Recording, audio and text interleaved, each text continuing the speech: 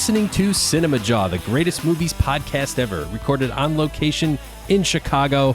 My name is Matt Kay, and with me is... Rye the movie guy, and sitting alongside us is...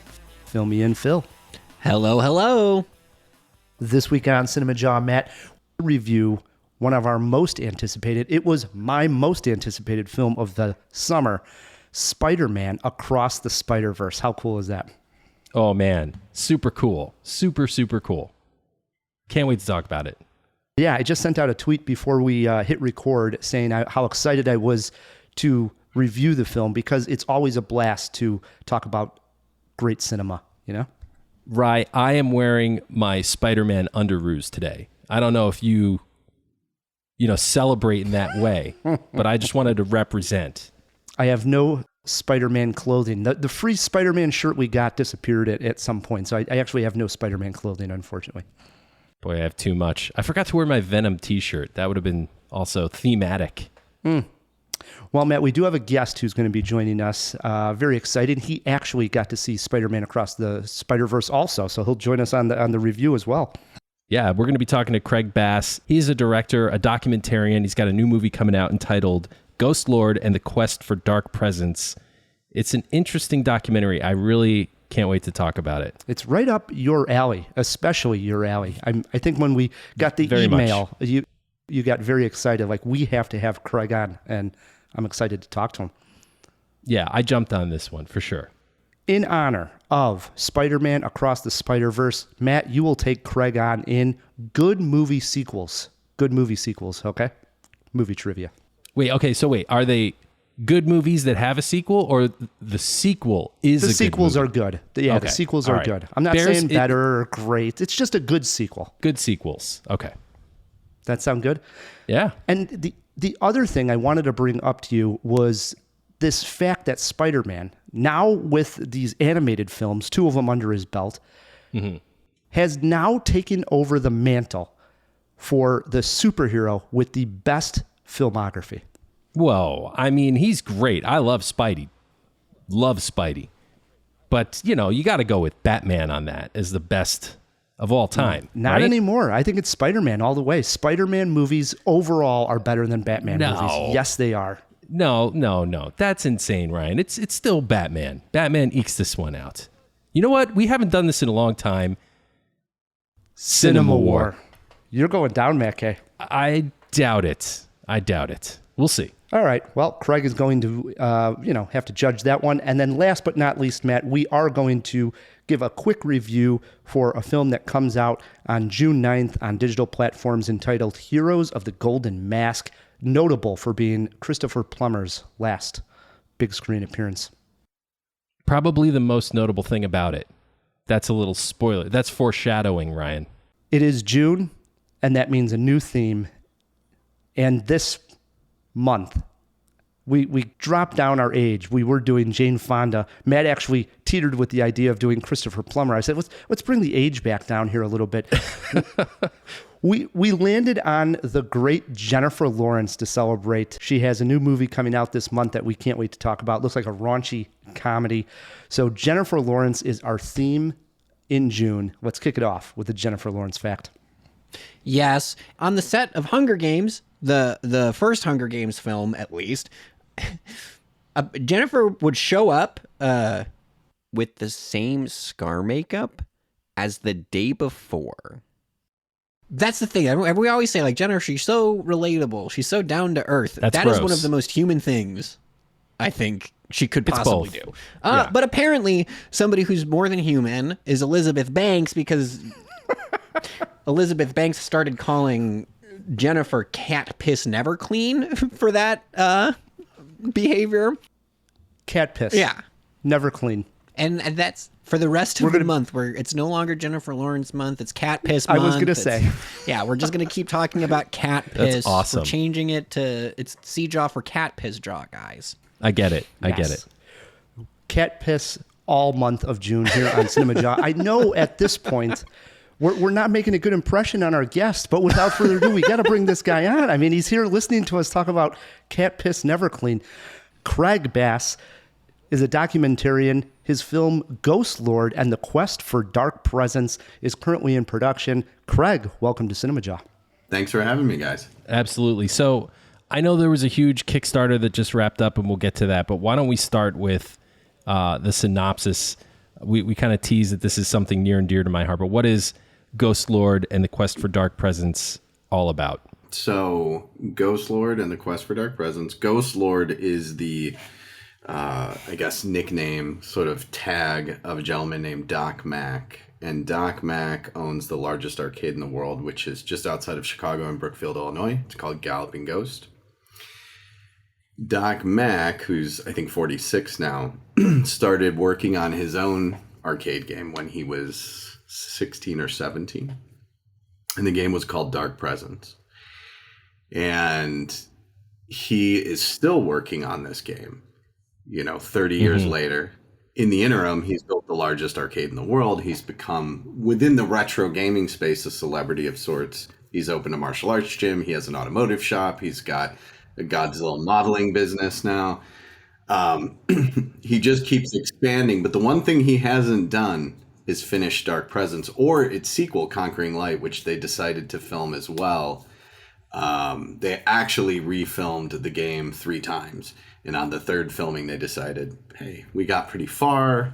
Might as well shoot the sequel as well. So when I heard about this, I became very interested because I knew of the Galloping Ghost and I'd seen Doc. And Doc is definitely, he has a persona. He's got long black hair, this black sort of kung fu jacket that has a big ghost logo on the back of it. He wears black fingerless Kevlar knuckled gloves at all times. And he drives a black Corvette that says Ghostlord on the license plate. So I'd seen all of this in and around town. And connecting that once I had heard the story about this guy, that he'd been working on a game for longer. I mean, the longest development period for any game ever that I'm aware of is like 15 years. So this essentially doubles that, and it's still not done. So all of this, I had to know, why isn't it, what's going on with this game? Why isn't it done? Who is this person? Who's the person behind the persona and all of this? And the more and more I learned about his story, the more and more I became convinced that I had to tell it. So from my understanding, it's a Street Fighter-esque game. Correct? I mean, we're not talking about open world Zelda that he's creating that's taking so much time. This is a Street Fighter-esque photorealistic game. It would be more apt to liken it to Mortal Kombat because the first 2 Mortal Kombat games were live actors filmed on green screen. And this game is also live actors filmed on green screen, which really isn't a thing that's done anymore. So it's really interesting, and he himself plays, I think, 4 characters in the game. So it's very, very interesting. So unlike the video game, this film is actually getting finished, right? Why don't we talk about where we are in the process? You guys just wrapped up a pretty big chunk of the puzzle, right? Yeah, we just finished the Kickstarter, so that was very successful, and we're very grateful to everybody who participated in that, supported us. And then we're probably at this point, I'd say we're about halfway through production. So that Kickstarter is going to help propel us, the next leg on the journey. I do think that we are looking into potentially getting some private investment as well, because there are some pretty ambitious things that we want to do with the film that I haven't necessarily seen done in the documentary space before. So that's kind of up in the air. But regardless, yes, the film will be completed. I've said I don't want this to be my Dark Presence. And that's not a knock to the quality of the game. That's simply a commentary on the duration of the production of the game.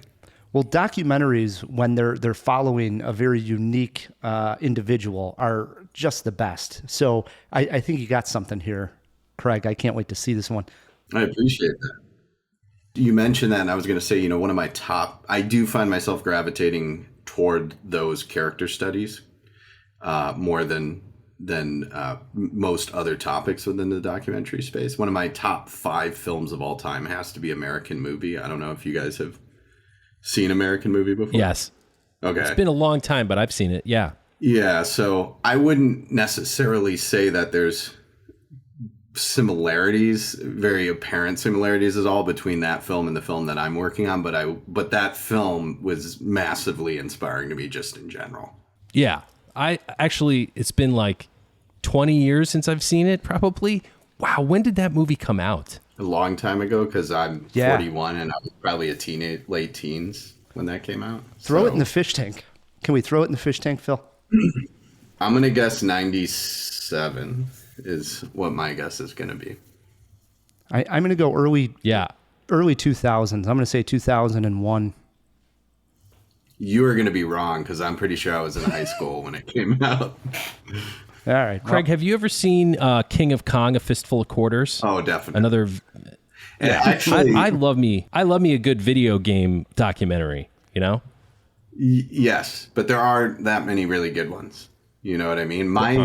King of Kong is really, really good. It's not, the production's terrible, but that's okay because it's run and gun guerrilla style, so it doesn't negatively impact the story. It was more important that they were there, right, while things were happening. But I actually quite like there was a kill screen at one point, you know? Yeah, that's true. I quite like the movie Indie Game. Did you ever see Indie Game? I did see Indie Game about Meat Boy, right? Yeah, it's 3 different indie developers and what they go through to make their visions come to life. And that the guys that did Super Meat Boy were, I don't remember if they were working on the sequel to that or working on a different game or something. But yeah, that one that might be my favorite video game doc. I don't know. King of Kong's really good too. There's a recently remade dramatization, but the Tetris documentary is also fascinating. But anyway, we're getting into the weeds. Oh, I love to see that. I love video games and I love documentaries. So I can't wait to see Ghostlord and the Quest for Dark Presence, man. You're my target audience. And I do want to give a plug out to the Galloping Ghost. We should talk about it briefly because it is a wonderful arcade. We're all from Chicago. Matt, you've actually been there. I know Phil's been there. It is the largest arcade in the world, and it's very serious. You go in there, Matt showed me pictures, and it's just wall to wall of arcade games. It's not one of these fancy retro bar ones that we have down in Wicker Park in the city or the trendy areas where it's all about just hanging out from playing Pac-Man or whatever. This is all about being like a video game nerd and nerding out on the video games. Yeah, you hit the nail on the head because Doc is emphatically against the idea of having alcohol, food, things like that in the space. It's all, like you said, there is a purity to his vision. It's all about the games. And the place is I was going to say the place is a block long now. You know, they've taken over the entire block. So it's crazy.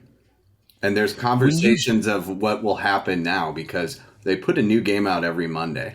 Every single Monday they have a game rehabbed and put on the floor. So they filled an entire block. So where do you go now?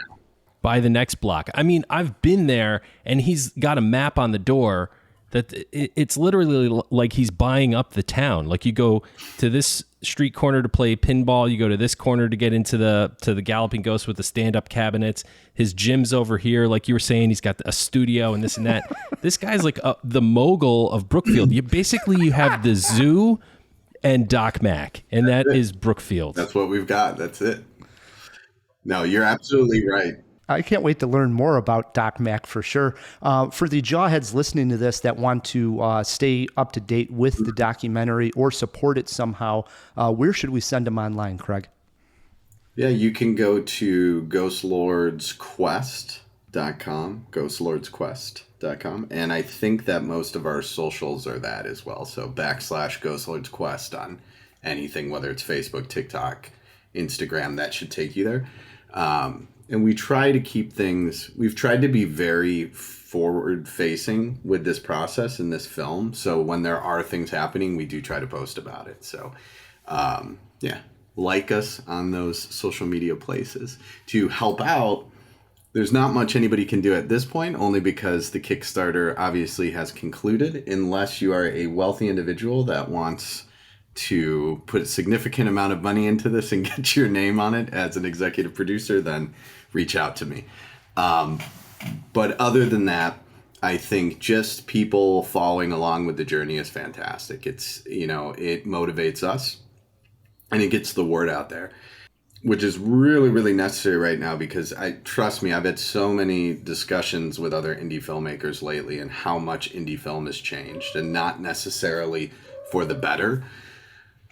So the more eyes we can get on indie productions, the better for filmmakers out there and for you as a viewer, because the diversity of cinema is going to die if that doesn't happen. We definitely don't want to live in a world, right, where the only options are the multiplex films and little else can survive. So I'll get off my soapbox, but I think that Amen, man. You're speaking the truth. We agree. We'll put the links in the show notes so everybody can follow along, help support, and keep attention on indie filmmakers. For sure. Want to wrap this interview up. As you heard at the top, we are celebrating Jennifer Lawrence. Do you, Craig, have a favorite Jennifer Lawrence performance? Probably. I haven't seen all her films, that's for sure. So out of what I've seen, I'm probably going to go with American Hustle. That's a good one. I believe. Yeah. That would be my choice. But favorite film that she's in would be probably a tie between that and X-Men First Class. Two very different. First Class. One of my favorite comic book movies, so it's hard to pick. It doesn't get talked about enough. I mean, it was a big hit at the time, and then it's sort of, bunch of bad sequels, and we don't talk about it as much. I think that was the problem, was the sequels going downhill, and then they didn't pull the Marvel card of like spinning every character off into their own franchise. Maybe it was too small compared to what people are expecting at this point. Yeah, well, we'll see. I mean, Fox is owned by Disney now, so. Hey, speaking of Disney wishing they owned somebody, 2018 might as well have been a different universe. We Marvel fans were still processing the death of our fearless leader, Stan, Excelsior. No one outside the boardroom had heard of Zoom, dreamed of COVID lockdowns, or had any idea how in the hell the Avengers would defeat Thanos. A simpler time. It was into that universe that a portal into the Spider-Verse opened for the very first time. Expectations were low for a Sony Animation Spider-Man movie. They were probably just making something to hold on to their license, we collectively thought. How wrong we were, Ryan. Spider-Man Into the Spider-Verse was a unique, visually stunning, unexpected hit that introduced the world at large to oddball characters like Spider-Ham, Spider-Man Noir, and most importantly, Miles Morales. Though the odds were stacked against Miles, he won. Not just in the story, but at the box office and in the hearts of fans and critics alike. Today, our universe is a different one. Can another trip into the Spider-Verse cure the 2023 blues? We went to the theater to find out. My name is Miles Morales. I'm Brooklyn's one and only Spider-Man. And things are going great. Oh yeah, you were supposed to be here at 5. All right, whatever. Whatever? Wow. Whatever? So are you like a cow or a Dalmatian? I am the Spot. It's not funny. Don't do that. All right, Ryan. I'm just going to go ahead and say that I put this movie on the top shelf. This is first time you watch Empire Strikes Back level good. It rocketed to my number one slot for the year so far, and it's going to be tough to dethrone. Where does this sit on your list? I'll start with you, Ryan. This is definitely one of the best films of the year. I have not, however, compiled a list as of yet like you have, but this is up there for sure. I loved it as well, and we're going to talk about it. It had an energy in the screening that was electric. I love when that happens, the excitement of a movie like this. Craig, how about you? Yeah, I thought it was phenomenal. I'm in absolute agreement with you guys. I love Spider-Man to begin with. That's probably my favorite superhero, one of them at least. And then I'm actually a massive fan of Miles Morales and the Ultimate Spider-Man run that Bendis did with him. So having seen that when they made the first one that they were going to be making a Spider-Man movie in Miles's world was huge. Saw that, very cool film, very stylish film. I honestly feel like this turned everything up. Like everything the first film did well, this did better. And that was shocking. Yeah. Here's another point I have. It felt like the first true comic book movie. So many have failed to capture that innocent, giddy feeling of cracking a cover on a new issue. Spider-Verse just nails the landing. Do you guys think I'm right? Or can you think of any other movie that captures the spirit of comic books quite that well? I mean, for me, I would actually say the first one did do that. In the sense of making it feel that I was actually like watching a comic book in that sense. I am not a very big comic book fan. Telling this more to Craig than our listeners. They know this by now.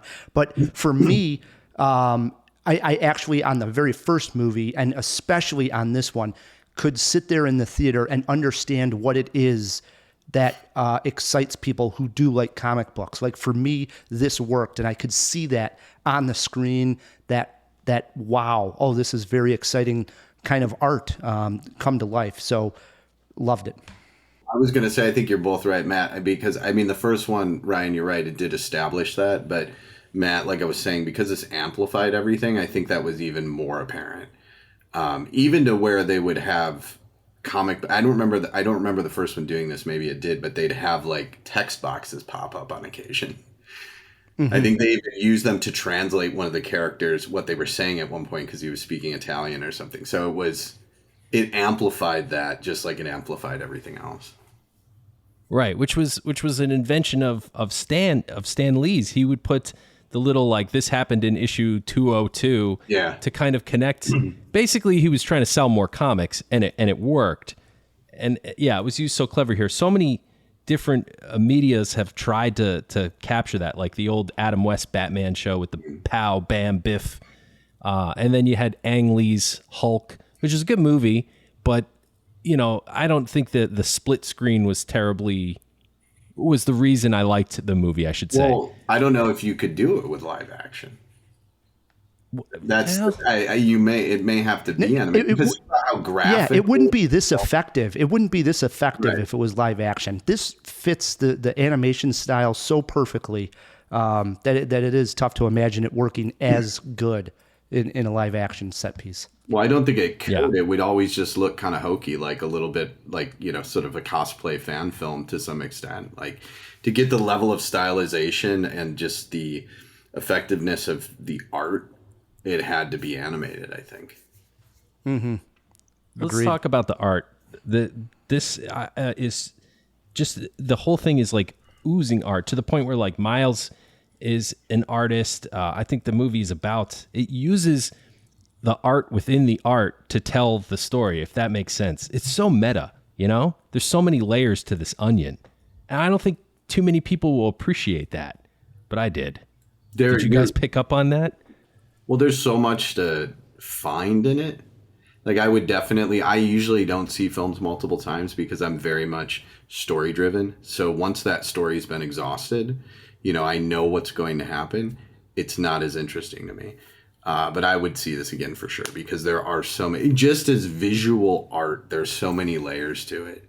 Like you said, you know, one of the villains had a Renaissance feel and he looked like he was pulled out of an old Da Vinci sketchbook. And then you had Spider-Punk, who looked like he was cut out of an underground zine.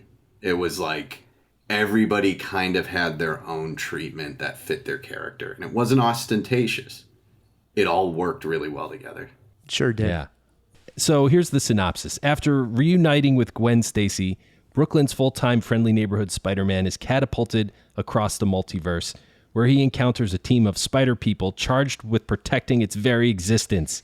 However, when the heroes clash on how to handle a new threat, Miles finds himself pitted against the other spiders. Soon he must redefine what it means to be a hero so he can save the people he loves most. Yeah. That synopsis does not do it justice. No, it really doesn't. But I love how the plot took time to develop. This has a runtime of like 2 hours and 20 minutes. It doesn't feel long at all. I think it uses its time very wisely.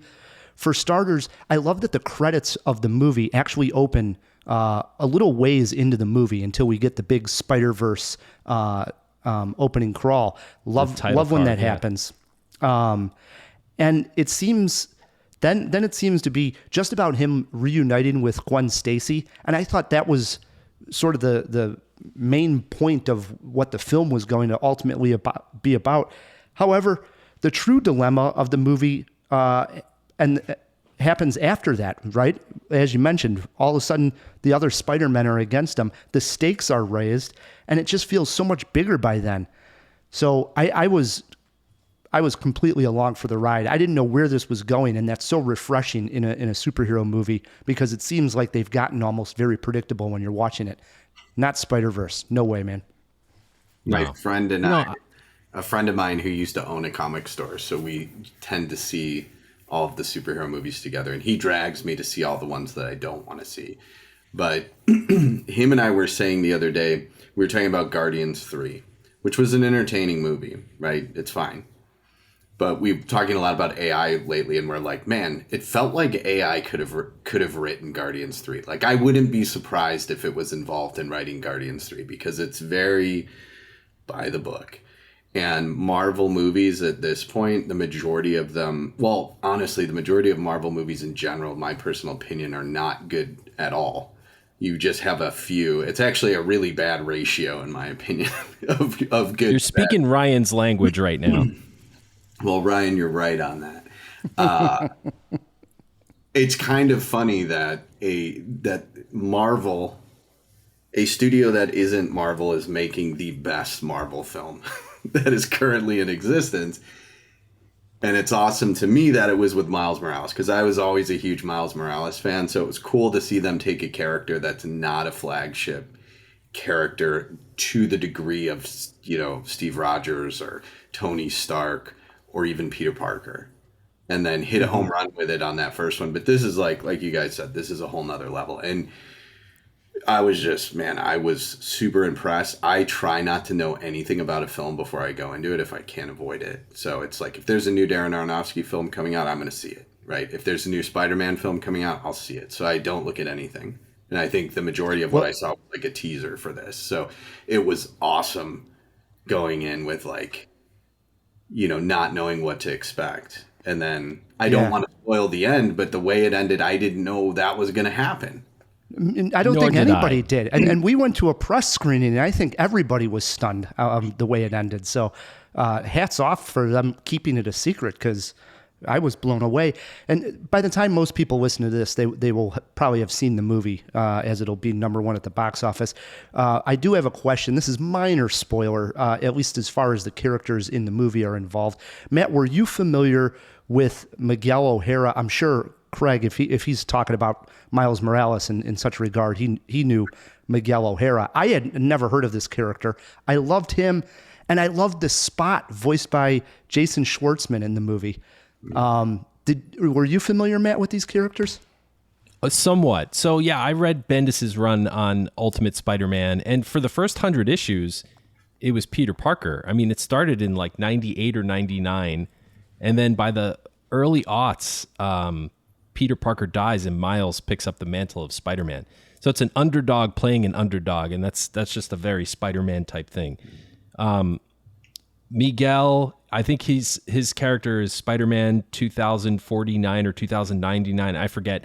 There was a spin-off cartoon, and to be honest, no, I didn't pay a whole lot of attention to that character. He's been in a few comics that I've read, but I don't know a whole lot about him. And I wonder if this depiction was an original take. I don't know. The Spot, he was a villain in the Ultimate Universe, I think.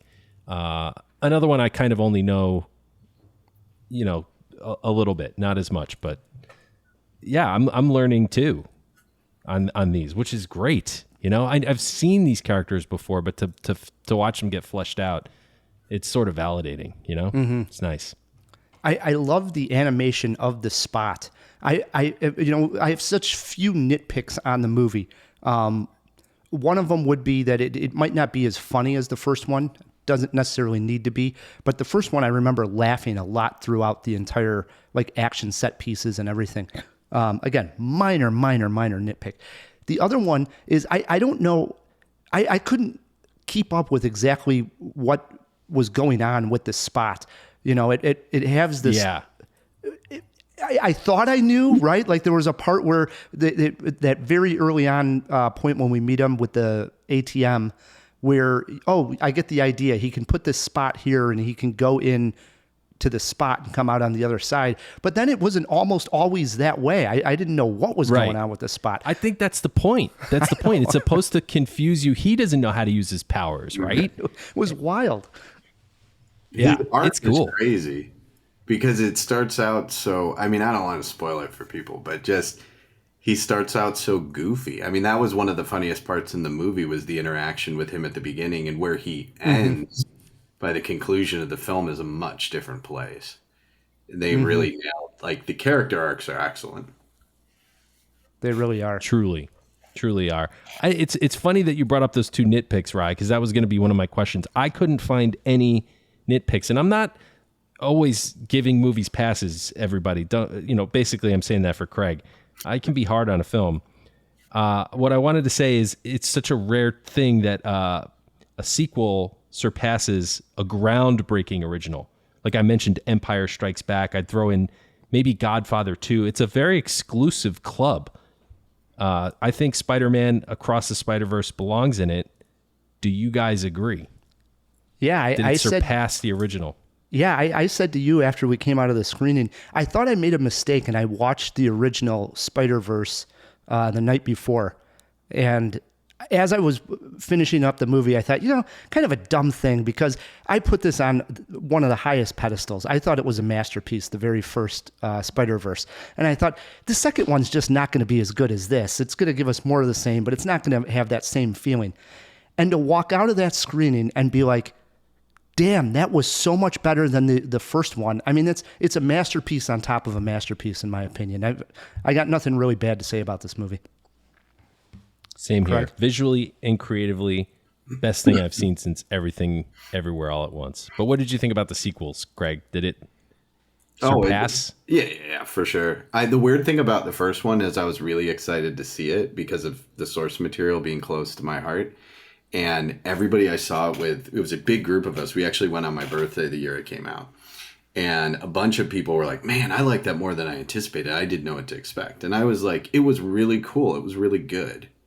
But I will tell you that like by the end of it and the conclusion and the Kingpin and all this felt a little bit more generic to me. Like this one, again, it just ups everything for me. Like driving to the theater today, I told my girlfriend, I'm like 2.5 hours. Spider-Man, animated Spider-Man doesn't need to be 2.5 hours, okay? 90 minutes, let's get in, get out. I have other stuff to do, even though I wanted to see it. It did not feel like 2.5 hours. It used its time very well.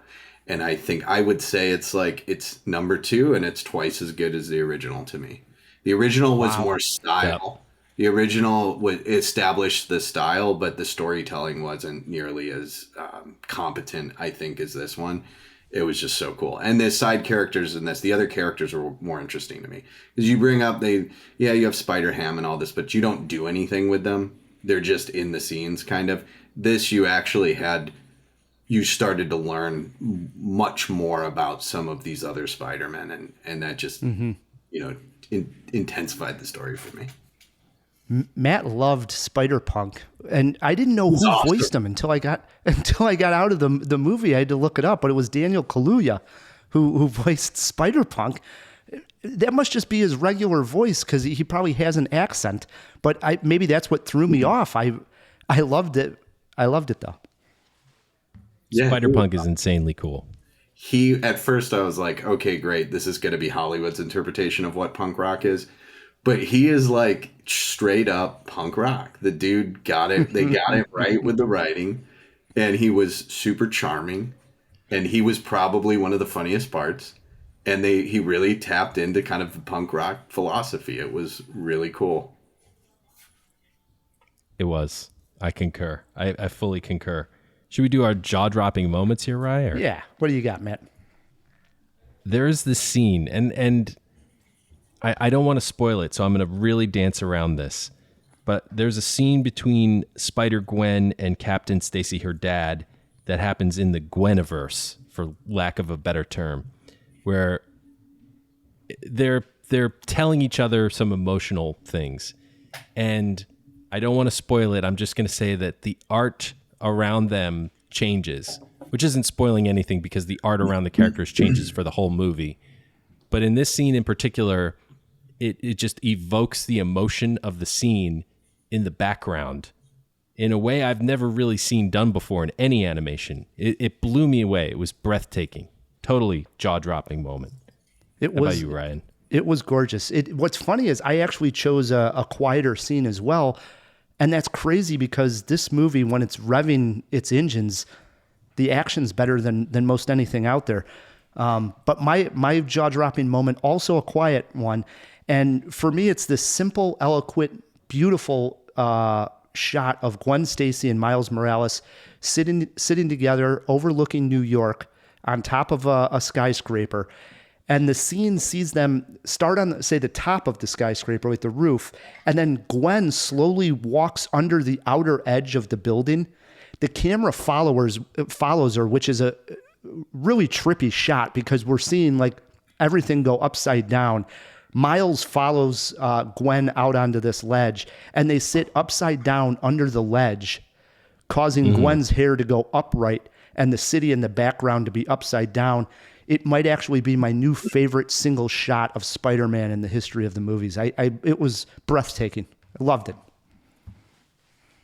Spider-Man is so cool because how weird he is, you know? I mean, like, he's got the most interesting visuals, I think. Like, the visual language of Spider-Man is just, when done well, it can be really breathtaking. And he's also so weird, and his rogues gallery is so diverse and strange that you can get some pretty interesting, trippy visuals going on, especially in animation. Craig, did we miss a jaw-dropping moment that you wanted to mention? Like I said, I hate to give anything away. I did really like the way they rendered the Vulture, or the version of the Vulture in that world, and that interaction near the beginning.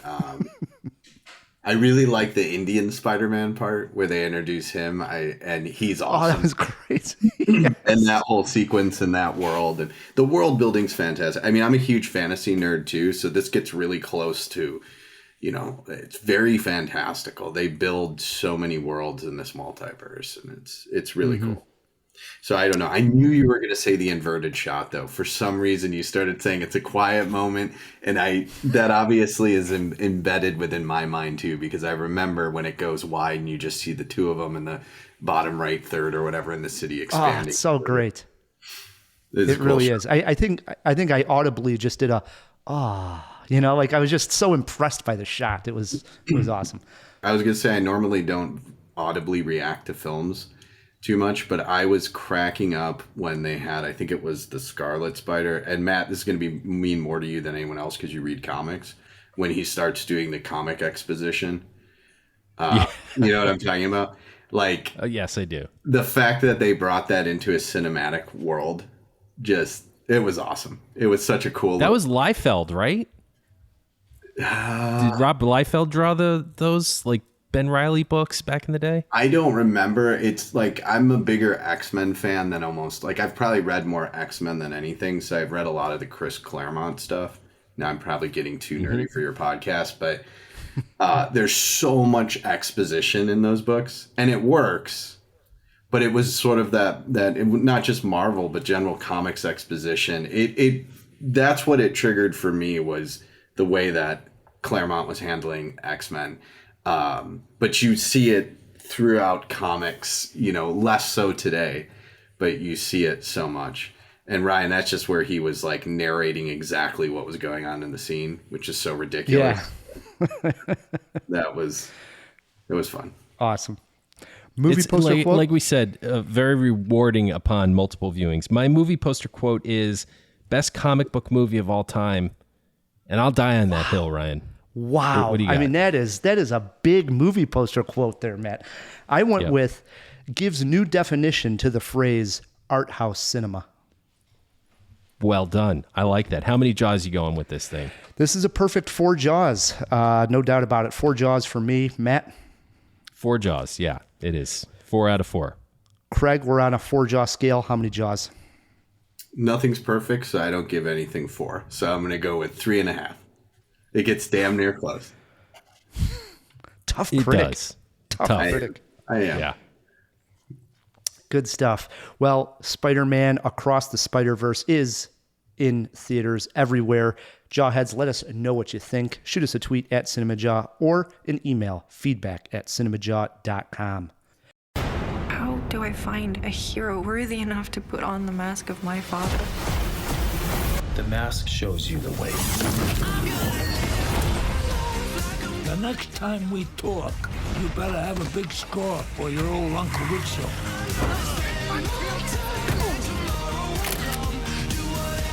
No, not some petty criminal. The mask shows you the way.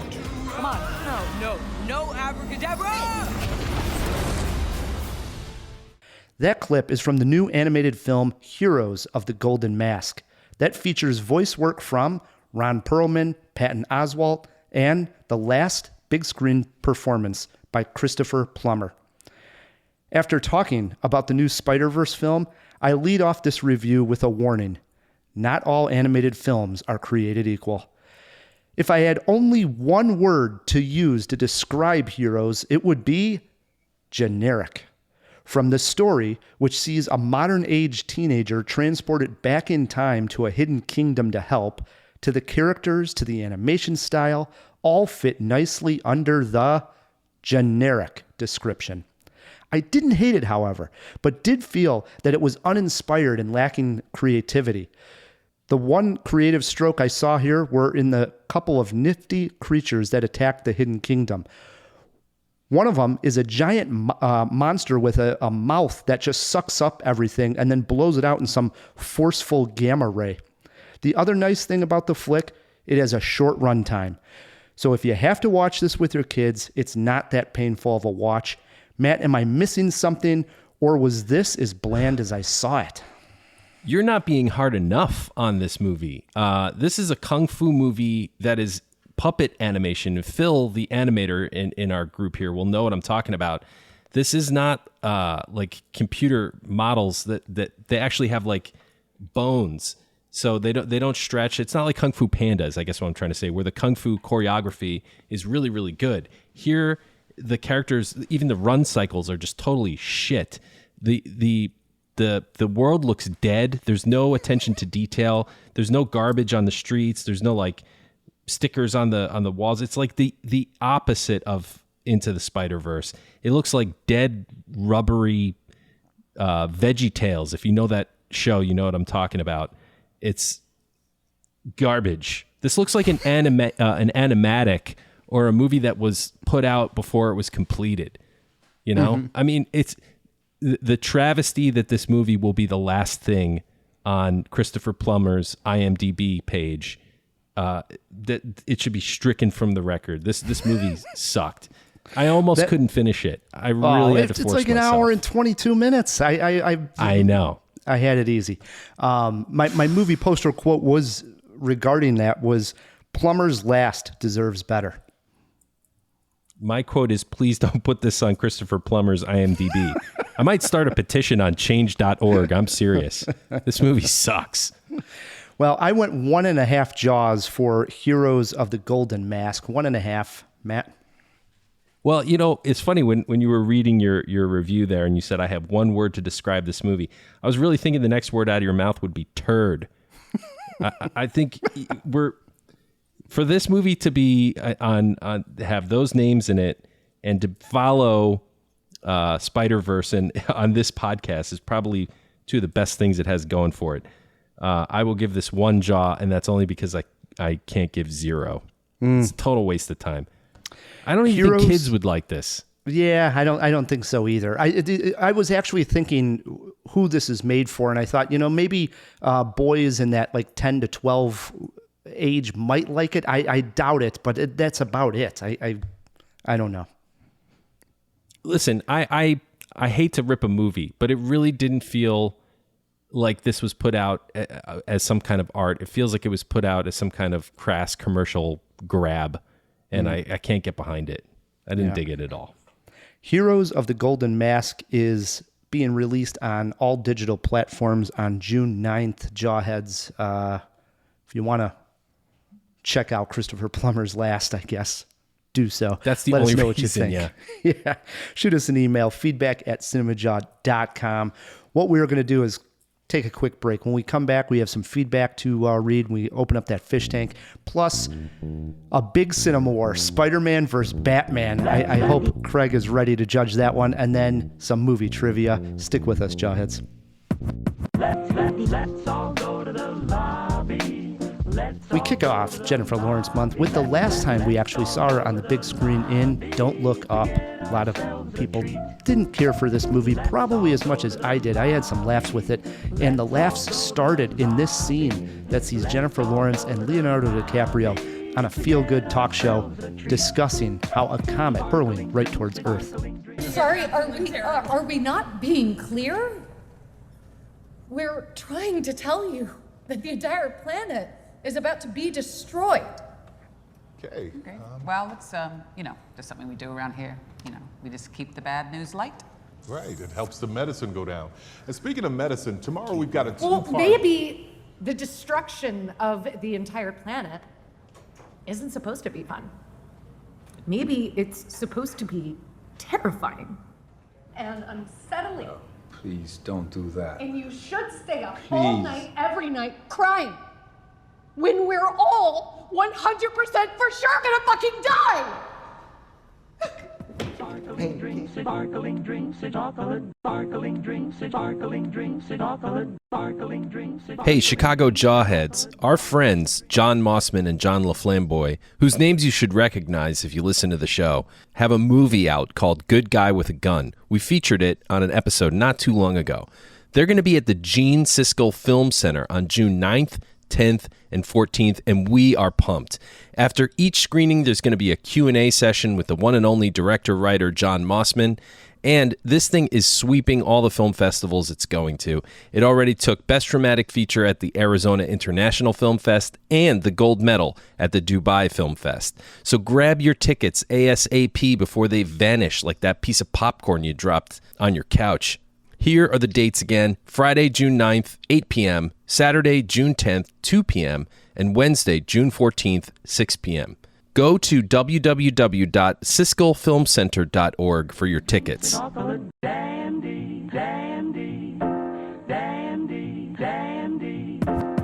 And we are back on CinemaJaw, hanging out with Craig Bass. His new film coming out, it's in production, is called Ghostlord and the Quest for Dark Presence. How often, Craig, do you get out to Galloping Ghost? Now that you're involved in all this, do you still go out there quite a bit? More, a lot more, honestly.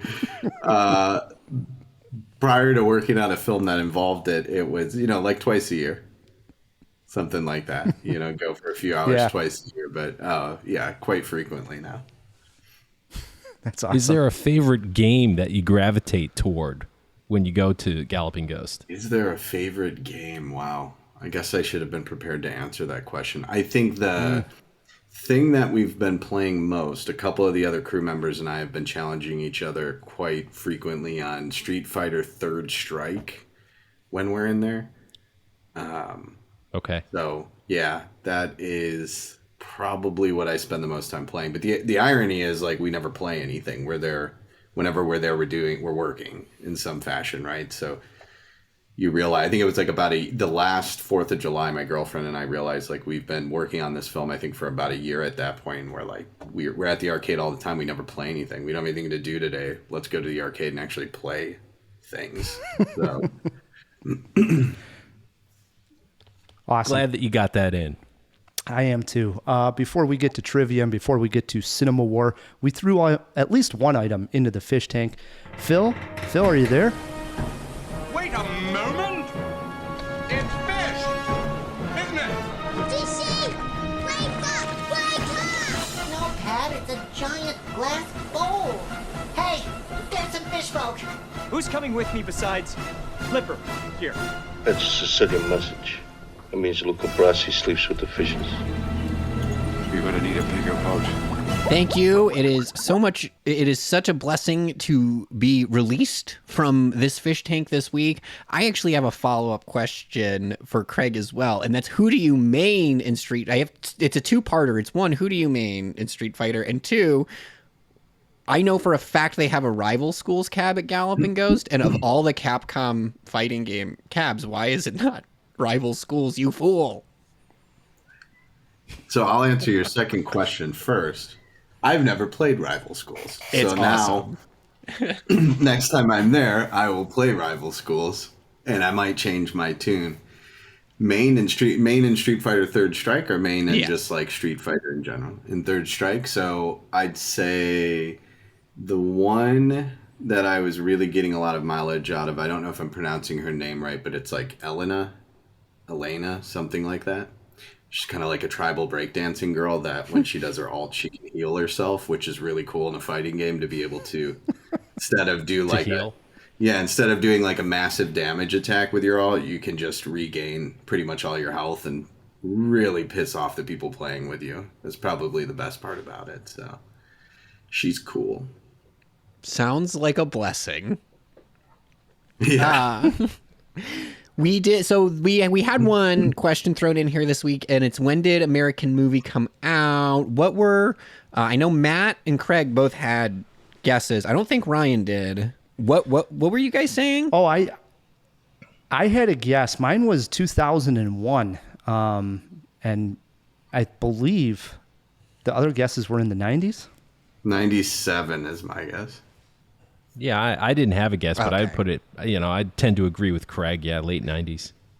That film came out 1999, the same year we were blessed with the first episodes of Family Guy and SpongeBob we were given with American Movie. I don't know when Craig was in high school, but better intuition than Ryan does. Well, actually, they're equidistant. Never mind. They're both... Yep.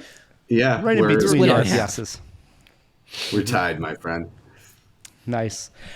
Before we close that fish tank, we did get some feedback. I pulled a couple items I wanted to talk about briefly here. Matt, one came from a gentleman who calls himself One Eye on Film.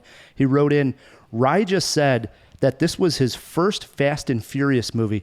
This is 2 episodes ago when I decided to review Fast X and hadn't seen any prior to. He says, Rye just said that this was his first Fast and Furious movie. Not sure that's the right way to jump in and review a film, but okay. Question, fellas, is there a series that you can just jump in the middle of without missing a beat? All of them. No, that's not true. Like, you can't jump in the middle of Hunger Games or Harry Potter and Star really know Wars what's going or on. Star Trek. What about like James Bond? I feel like you could watch pretty much any James Bond movie. Absolutely correct. Yeah. Bond is good. And Indiana Jones. Those all stand alone. There's no real... Sure. Yeah. So they are out there. We also heard from Dion, who, longtime Jawhead, got a chuckle out of our last conversation about short story versus novella versus long-form book. Dion said, oh my gosh, I was listening to your Memorial Day show on Wednesday. As I listened to your novella short story discussion, I couldn't help but shout at my iPhone. Wouldn't it be great if you guys had tiny computers in your hands where you could look up the difference between a short story and a novella? A short story is 1,000 words, but less than 10,000 words. Got that? Got it. A novella is 10,000 words to 4,000 words. 40,000, to 40,000, yeah. Yes, 10,000 to 40,000. Okay. And then after 40,000 is a novel. Right. Well, Dion, thank you for dropping the knowledge. We could just look it up, but to me that feels like cheating. And plus, I'd rather just argue with Ryan. That's like half the fun of doing the show is just... Well, I was dumbfounded on the question. Arguments. I think I was the one that brought up the question because I didn't know why we're calling it, a short story versus a novella. And there's here's the real question, though, Ryan. Can Dion tell us, please, what a treatise is and how many words are in a treatise versus a treatment versus a breakdown? That's what I want to know, Dion. You got homework. And for the record, it's in my contract. I'm incapable of looking up facts that have nothing to do with movies. So the literature, and they don't pay me for this. I can't. It's really a conflict of interest. CinemaJaw would get mad at me if I was looking up book facts on this show. Dude, there's another universe where CinemaJaw is a podcast. How We gotta do hoity-toity. that. Thank There's a God skit we in our don't future. Oh my goodness.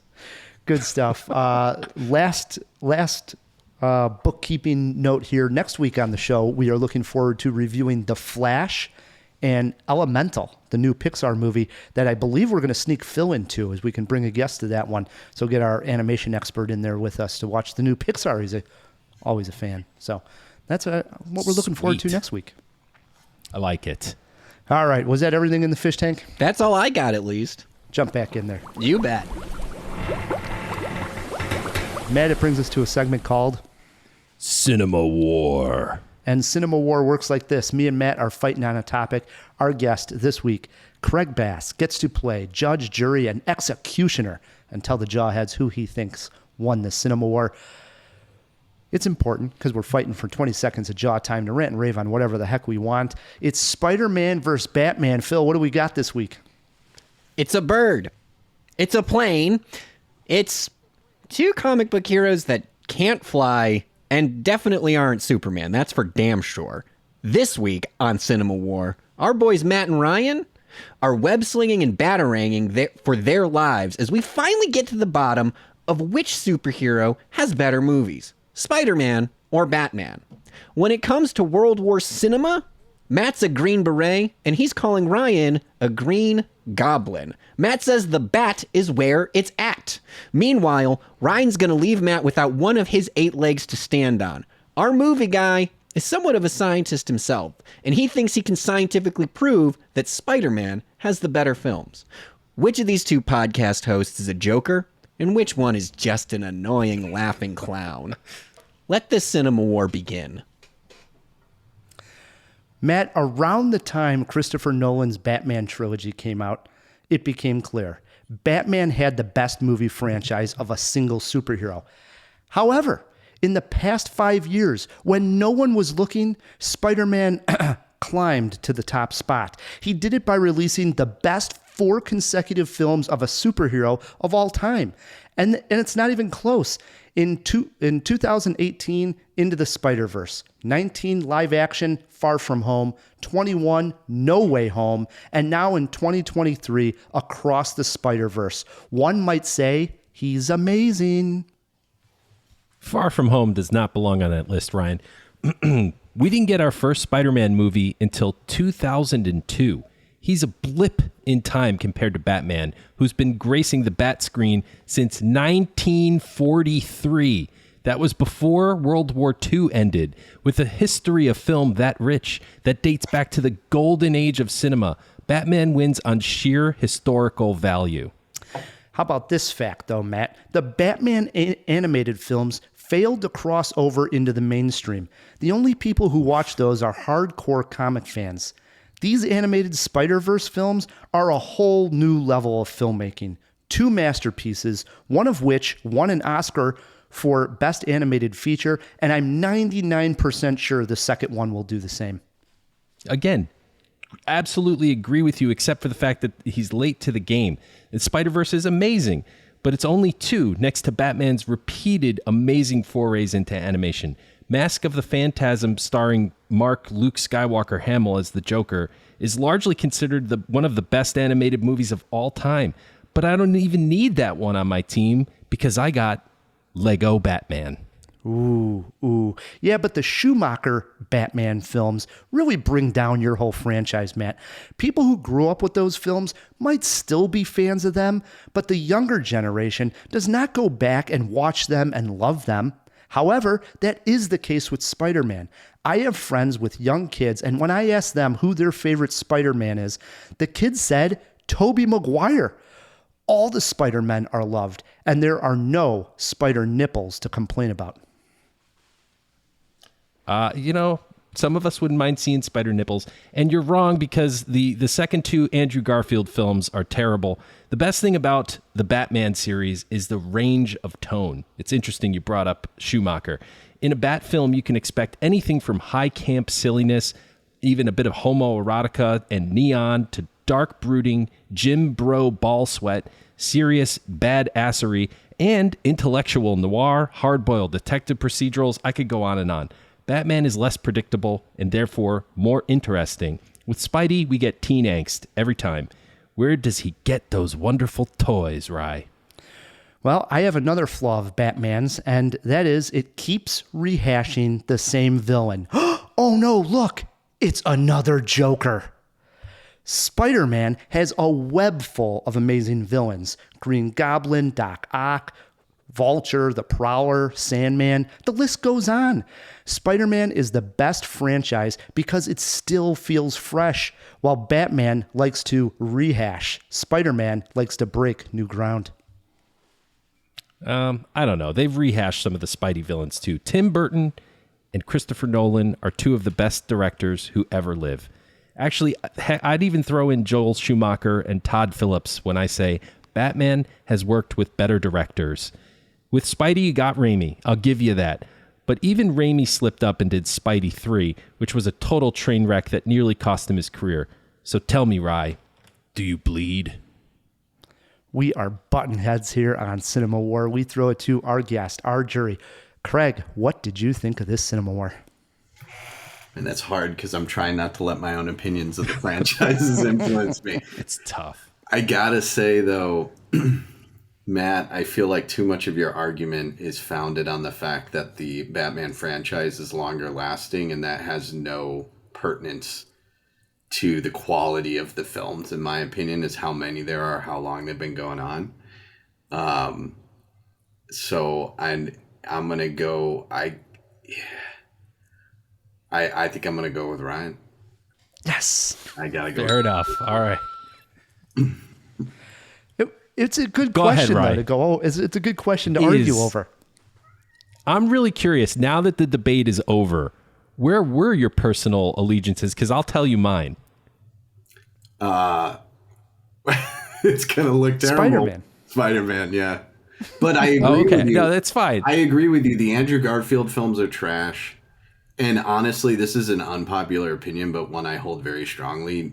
No Way Home is a terrible film that is just a gimmick, which is, hey, we've got 3 Spider-Men coming together with no real story, not too much of interest. The one interesting thing that happened in that film was Spider-Man going against Doctor Strange.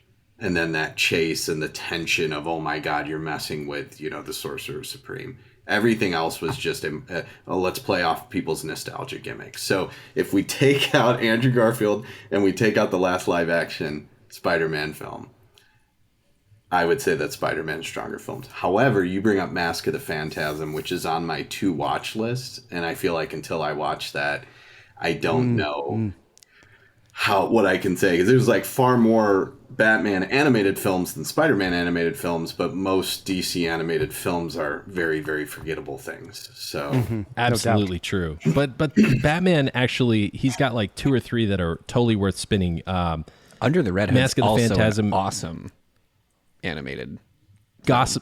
And Gotham by Gaslight is truly amazing. I'm interested in that because of the setting. What did you say, Phil? The Red Hood film is also an awesome Batman movie, and that's animated. I think it was 2007 or something. Really good. Okay, so I got to watch Mask of the Phantasm, Gotham by Gaslight, and Red Hood. Yeah. I did see there was a new one that I'm so interested in. I don't think it was well reviewed, but it's like Batman versus Cthulhu or something like that. Just the concept of it. Like Batman Ninja was funny. Cool. That I thought the designs in yeah. Batman Ninja were awesome. I'm glad I'm glad everybody else got a rant except the guy who won the Cinema War. That's great. That was my rant. You guys all filled in for me, talking more comic book stuff. Good stuff, guys. I'm joking. All good. We like to end playing some fun trivia, and in honor of the new Spider-Verse, our topic this week is good sequels movie trivia. Craig, you're our guest. You get to choose if you want to go first or let Matt go first. There are steals. So if somebody doesn't know their question, you get a chance at it and vice versa. And I should say they start off easy. I want to be gracious. I want to let Matt go first. Question number 1. over to Matt K. It took 25 years, but Harrison Ford came back, this time with Ryan Gosling, for a sequel to this sci-fi noir. Blade Runner 2049. 1-0. Matt, question 2, back over to Craig. Here we go. Terminator 2 introduced us to John Connor as a kid. Which actor played John Connor in Terminator 2? Eddie Furlong. Yes. 1-1. Matt, 1999, Pixar released their first sequel. Name it. It had to be Toy Story 2. That is correct. Craig, only one sequel that starred Tom Cruise has been nominated for Best Picture. It just happened. Name the movie. I'm going to guess it was Maverick. Yes, Top Gun Maverick. All right, those were the easy ones. Now they start to gradually get harder. Well, we got maybe one more easy one. Matt Damon played Jason Bourne in 4 movies. What was the title of the second film? The second film. Mm-hmm. Okay. The Bourne Identity is the first film. That's the first one. And I think it's the Bourne Ultimatum. The Bourne Supremacy is the third. That is incorrect. Incorrect. Tried to cut him off. Craig, you got a steal here if you know it. I am going to steal that because I've only seen the first movie. I don't care about the others. I'm going to guess the Bourne Supremacy. That is correct. Thank you, Matt. Correct. That was very nice. Me and my big mouth. It is 3-2, Craig, and question 6 is over to him. Only one franchise has seen the first film and its sequel both make over $2 billion at the worldwide box office. What movies are they? Oh, probably the Avatar. That is correct. He takes a commanding 4-2 lead. 2 questions left, Matt. Somehow you're going to need both these. Question 7. This 2017 whimsical film that features Ben Whishaw, Hugh Grant, Sally Hawkins, and is one of the best reviewed films of all time. Name it. This was the movie that they talk about in the Crushing Weight of Massive Talent. Paddington 2. That's my guess. That is correct. I'm so lucky I didn't get that question. It is 4-3. Last question of the game. Craig, you can win it on a walk-off right here. Who directed both Ocean's 11 and its sequel, Ocean's 12, which came out in 2004? I've never seen either of them. They don't look interesting to me. I think the first one was Steven Soderbergh, so that's going to be my guess for both. That is correct. Congratulations, we have a winner. Can I get a gentleman's handshake virtually? Yes, absolutely. Virtual fist bump. There you go. There you go. And honestly, I got to get Matt help me out there, so I couldn't have done it without him. He's a buffoon. That's why. That's what I'm here for. We did have a jawbreaker in case it came down to a tie. Age of Catherine Zeta-Jones, who's in Ocean's 12. Age of Catherine Zeta-Jones. Matt, you got a guess? Yeah, Catherine Zeta-Jones. I'd say she's in her probably getting close to late 50s. I would say let's put her at 57 years old. Lock him in at 57. Craig, how old on Catherine Zeta-Jones? I think she's younger than that, so I'll just go 1 digit lower. So I'm going to go with 56. He really knows how to play the game. 53 for Catherine Zeta-Jones. You know, I was going to say 53, and it would have been a lot more impressive had I said that. But I was playing it safe. You're doing the Price is Right strategy. Yeah. If Catherine's listening, sorry I got that so wrong. She still looks great. She's doing great. She does. Brings us to the end of a very fun and entertaining Jaw. We got to thank our guest, Craig. It was great meeting you, and best of luck with the film. And when I get out to the Galloping Ghost, I hope to see you there. Yeah, let me know when you're going.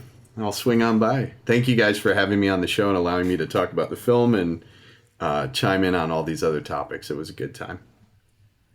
Absolutely, man. And We you also- know who else we should thank? Phil, We should thank editor, Phil. producer, Phil. Yes, he puts this whole thing together. Thank you.